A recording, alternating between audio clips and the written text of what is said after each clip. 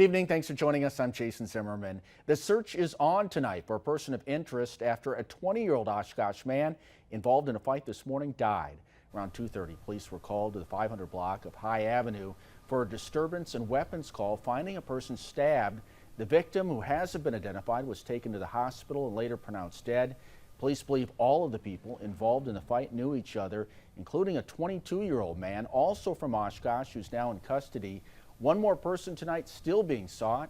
23-year-old Sebastian Crossman is being named as a person of interest, and you can see his picture on the screen right there. Anyone with information on the whereabouts of Crossman is asked to contact Oshkosh Police.